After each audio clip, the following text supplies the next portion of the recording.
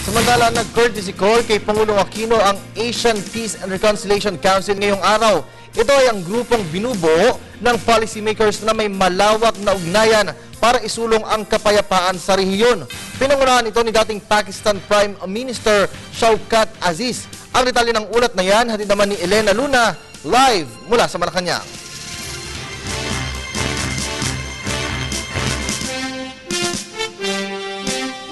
Maraming salamat.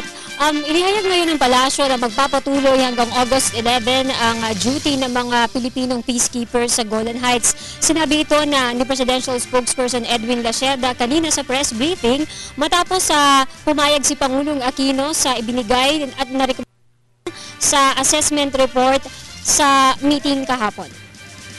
Ang ginagawa po ngayon, nakikipag-coordinate po tayo with UN on our requirements on the safety and security of our peacekeepers. Alam po natin na I think 2 beses na po nangyari ito sa ating mga peacekeepers. So, nais po ni Presidente na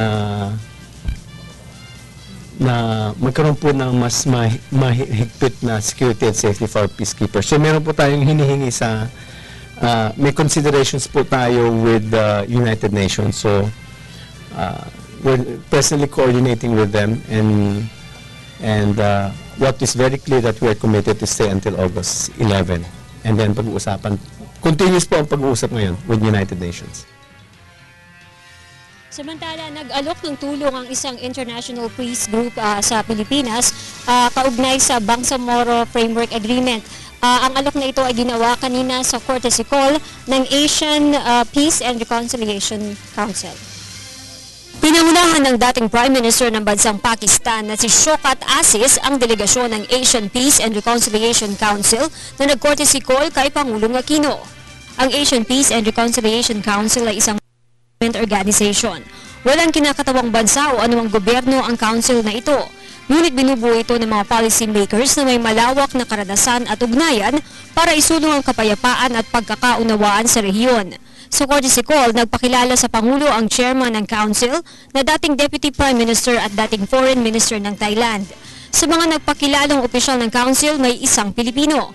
Ito ay si Isidro Camacho na dating nagsilbing Finance Secretary ng gobyerno. Wala pang 1 taon ng Asian Peace and Reconciliation Council. Itinatag ito September 10, 2012 sa Bangkok, Thailand. Ilan lamang sa founders nito ay sina dating Malaysian Prime Minister Tun Abdullah bin Haji Ahmad Badawi at dating Timor-Leste President Jose Ramos Horta. Nasa courtesy call din kanina si Presidential Advisor on the Peace Process, si Secretary Teresita Deles. Ayon sa kanya, sinabi ng mga miyembro ng Peace Council na ito na isang importanteng achievement ang Bangsamoro Framework Agreement na karapat-dapat na gawin din ng ibang bansa na may parehong sitwasyon. At yan ang ating balita mula dito sa Malacanang. Sa tulong ng RTVM, ako si Elena Luna para sa Telebisyon ng Bayan.